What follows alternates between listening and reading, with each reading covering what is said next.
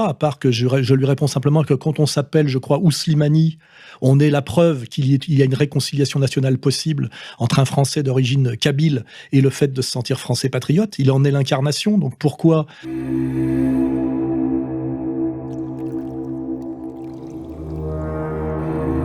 donc on est toujours sur de la simulation de la virilité et du malaise avec de l'ethnomasochisme, des choses qui sont difficilement compréhensibles. Un kabyle avec de l'ethnomasochisme. Bonjour à tous, ça faisait pas mal de temps que je réfléchissais à faire cette vidéo, plusieurs mois même, puisque les événements datent, mais bon, j'avais d'autres priorités, et puis les vacances. Je suis pas parti aux Maldives, mais ça fait du bien de se reposer. Donc, cette question, pourquoi Soral finalement attaque le Raptor alors qu'il devrait être heureux qu'un Maghrébin patriote parvient à avoir autant de succès sur YouTube? Pourquoi un Youssef Indy c'est bien et pas un Raptor? Donc, en dehors des attaques personnelles de Soral, la seule vraiment attaque qu'il a fait au Raptor par rapport à ce qu'on pourrait appeler les idées, et en l'occurrence le positionnement du Raptor, c'est sur son soi-disant ethno-masochisme. Et notamment, alors cette attaque a été renforcée par, ils se servent de cette miniature du Raptor Viking Kabyle pour renforcer le fait qu'il serait ethno-masochiste, sachant que faut savoir que cette miniature a été faite bien après la première fois que Soral avait attaqué le Raptor sur l'ethnomasochisme. Le Raptor a fait cette miniature à mon égard. Ça, il faut le savoir, parce qu'en fait, j'ai été censuré 2 fois de suite, en censure soft, c'est-à-dire mes vidéos ont été déréférencées du proposeur YouTube de manière à brider le nombre de vues.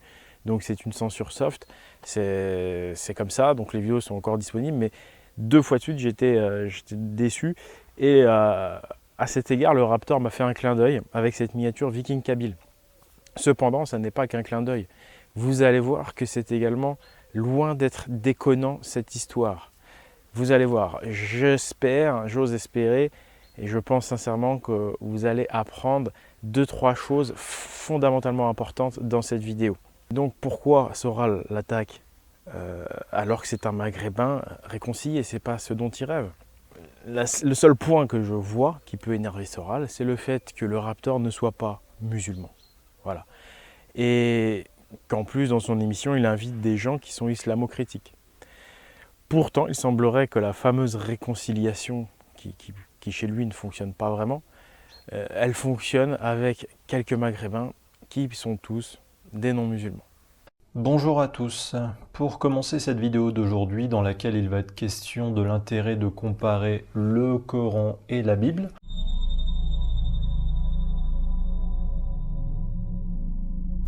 Donc ça embête vraiment beaucoup Alain Soral que les gens se réconcilient mais ne soient pas dans la religion.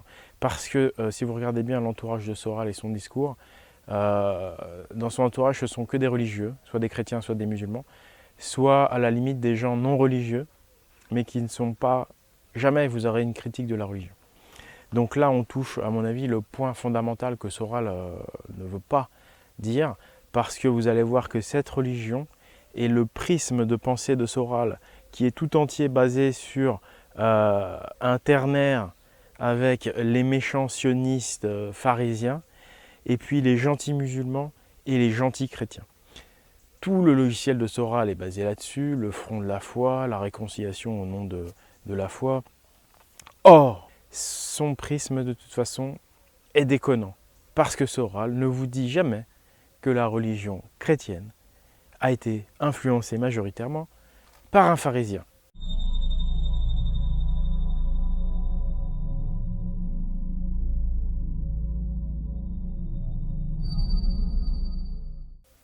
Mais ça, on va y revenir, parce qu'on va y aller doucement, on va y aller crescendo dans cette vidéo. On va déjà revenir au sujet de base. Raptor ethnomasochiste. Quelle est la définition du mot ethnomasochiste?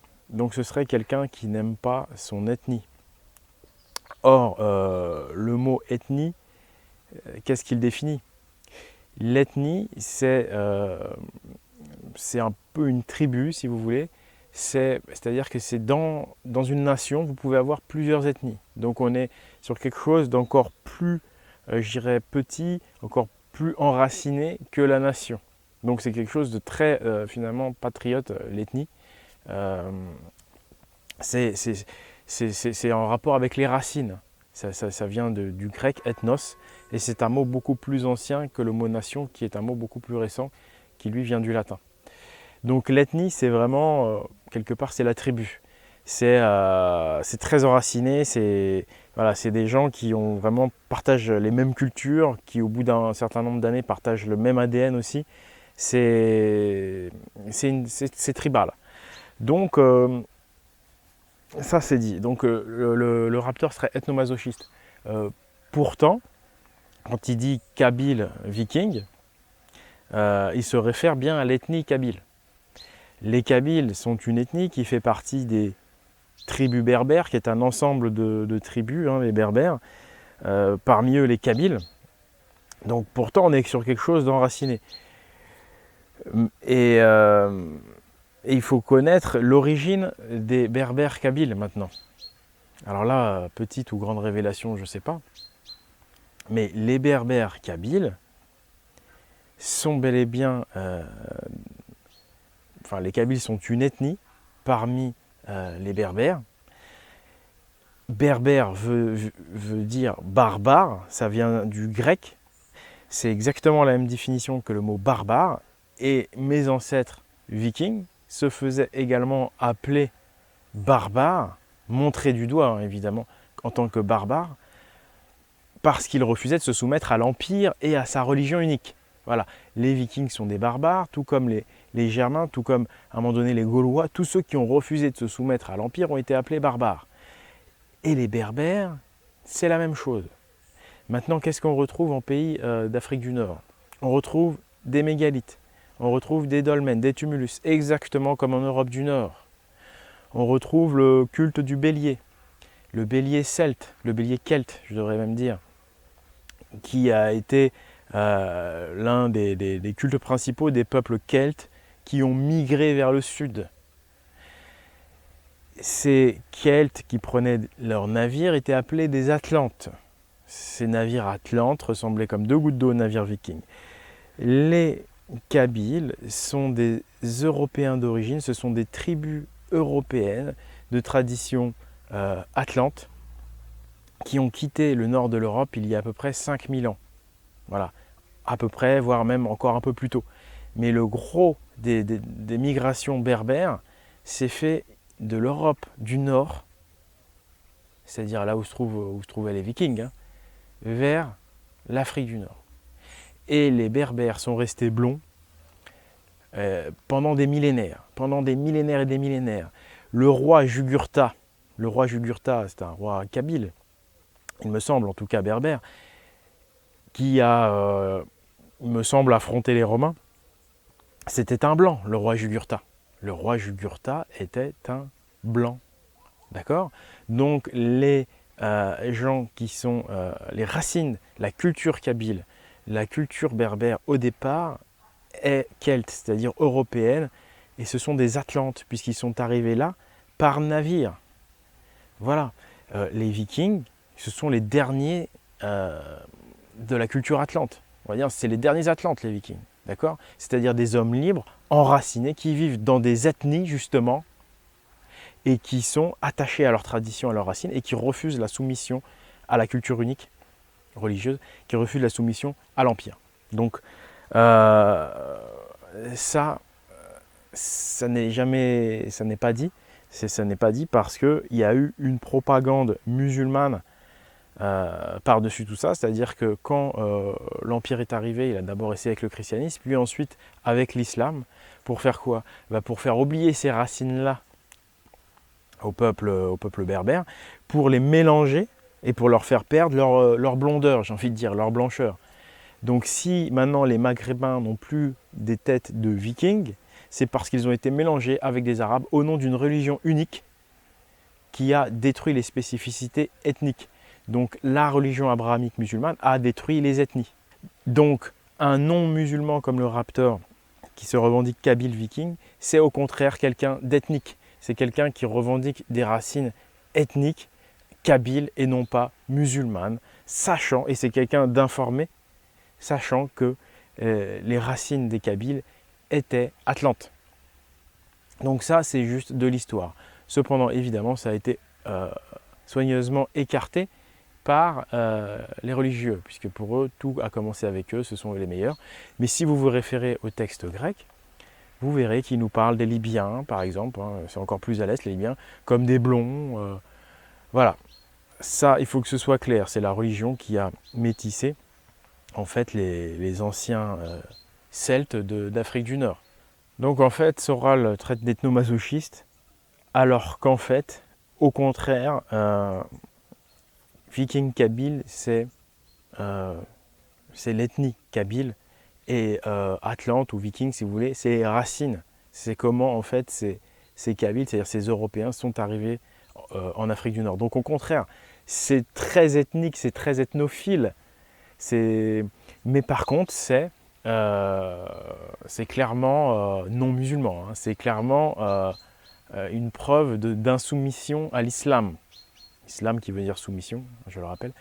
Donc ce n'est pas ethnomasochiste, monsieur Soral, cette miniature viking kabyle.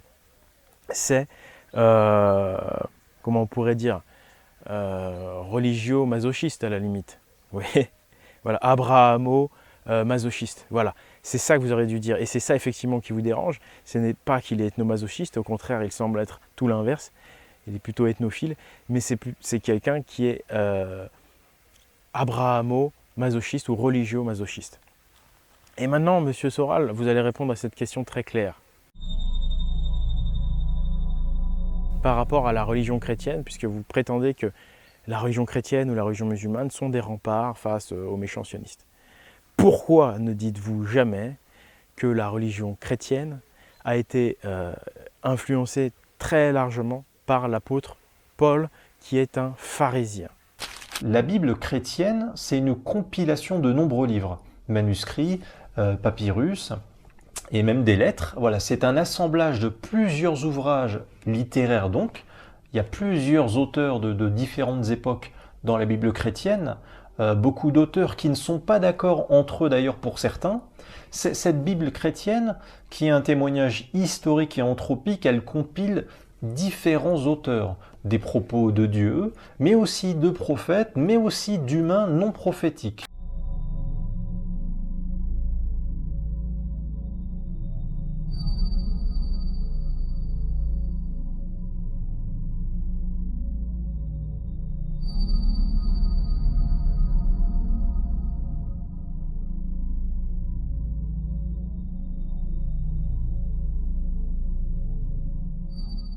Une phrase de la Bible quelconque prise au hasard, ça peut faire référence à un prophète juif de l'Ancien Testament, à un humain disciple de Jésus qui vient ouvrir une nouvelle ère. Il faut préciser que Saint Paul n'a pas connu Jésus comme ses 12 apôtres officiels. Il est un disciple prenant des initiatives. Saint Paul, faut bien le remettre quand même à sa place qui est la sienne.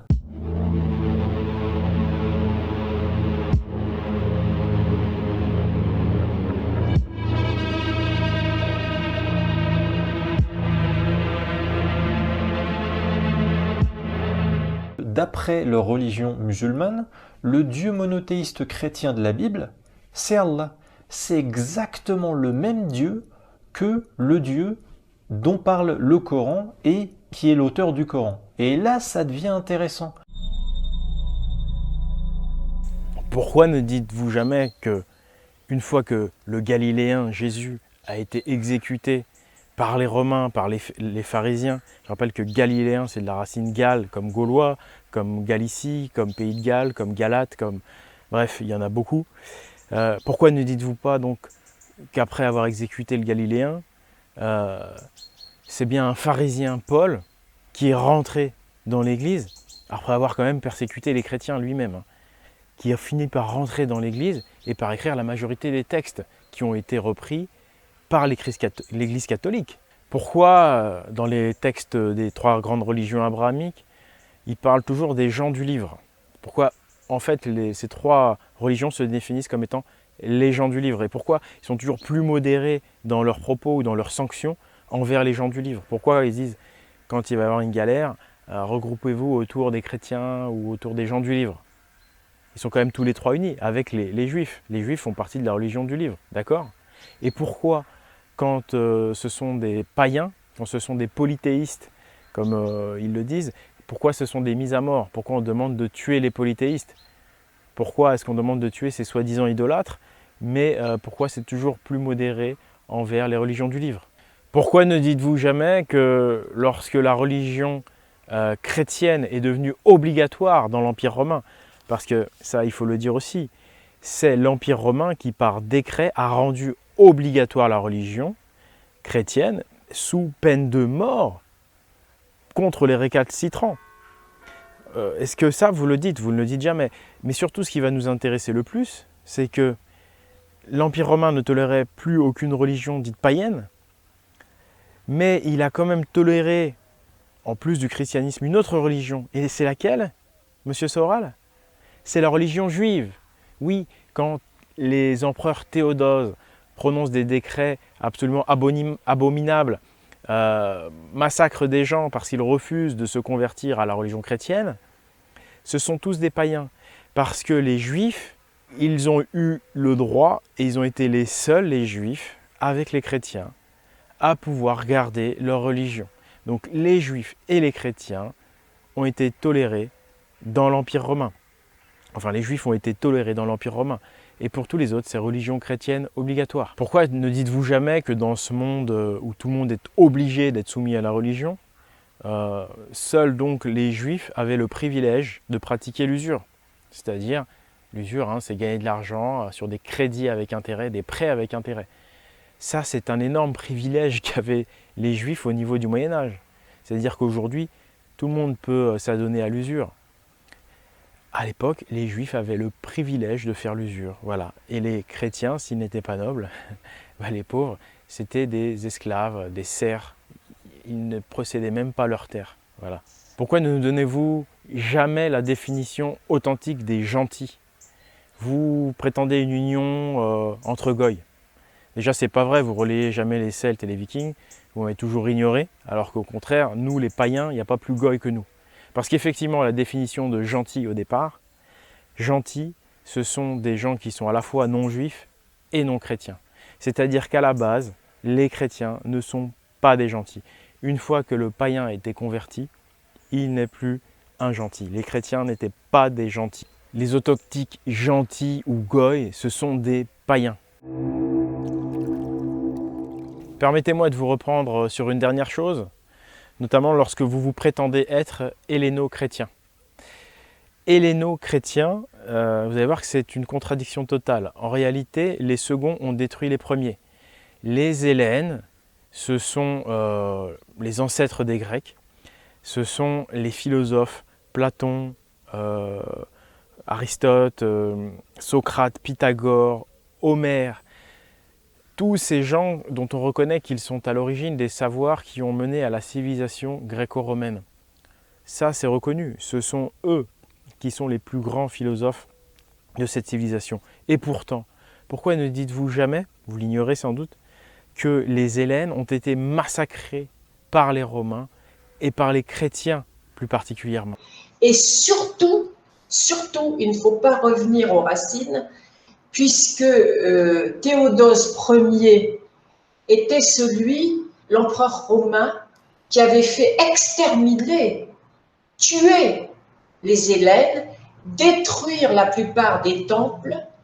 Pourquoi ne dites-vous jamais que ces philosophes hellènes ont dû s'exiler en dehors de leur propre pays?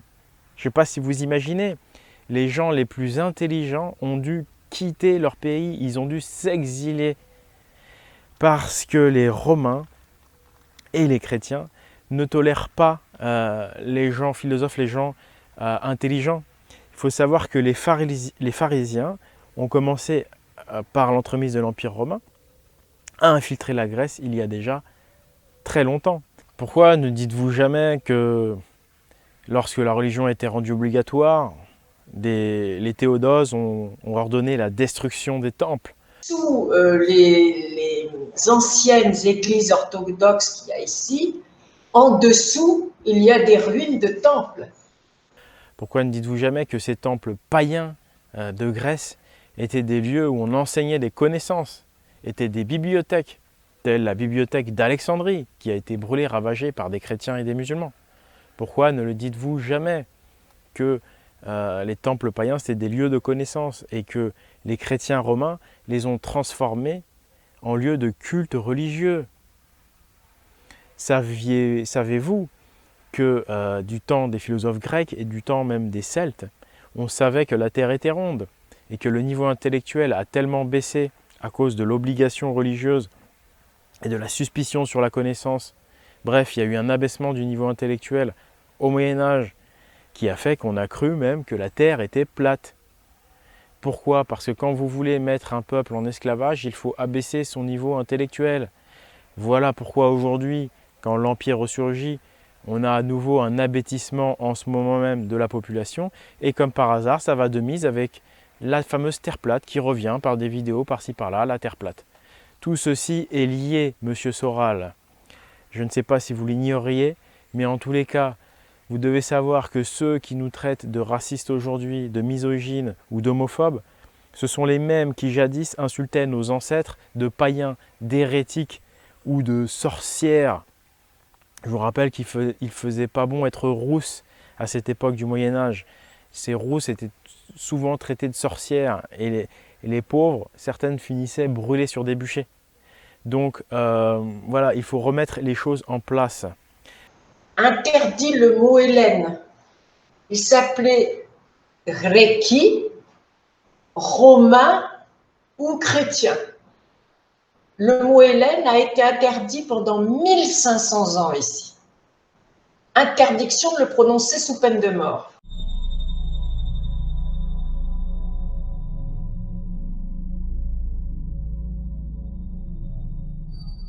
Pourquoi ne parle-t-on jamais de ce massacre?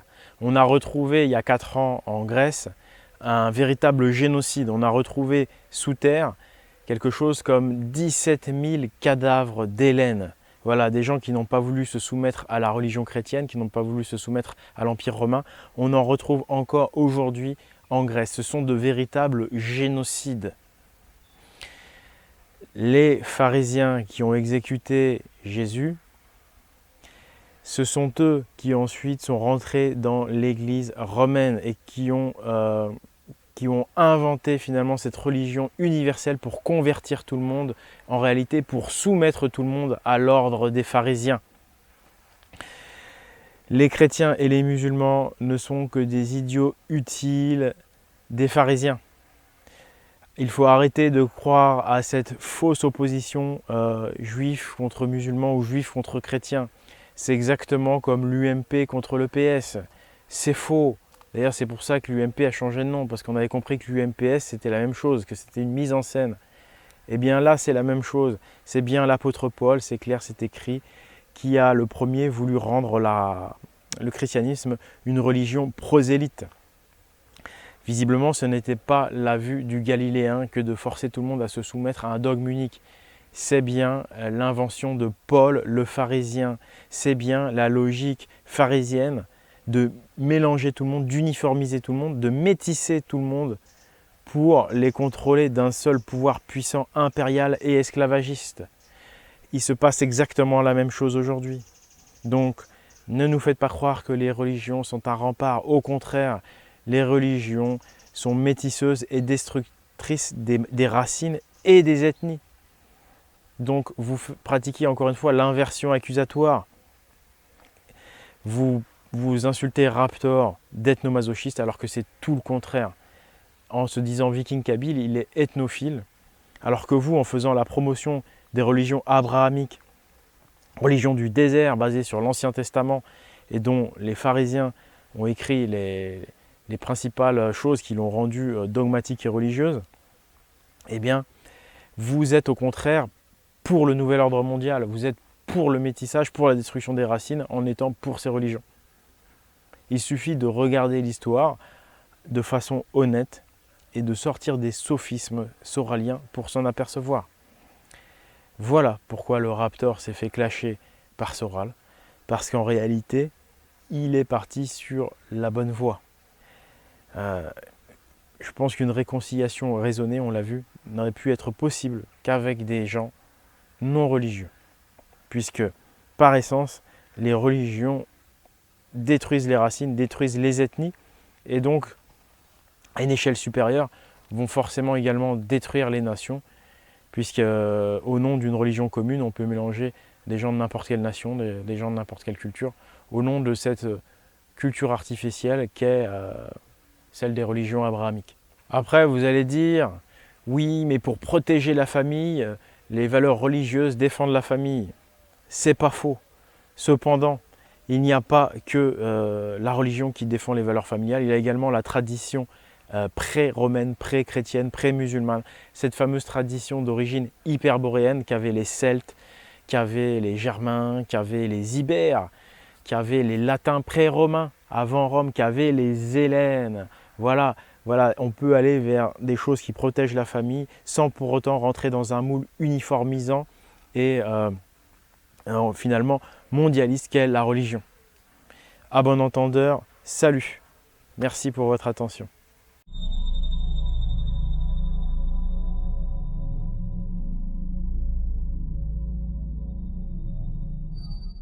Where do they come from, these pagans? I have never in my life seen men fight as these Northmen fight. Believe me, there's something devilish in the way they look, in their lack of fear in the face of death. Are these pagans not men like we are? Pagans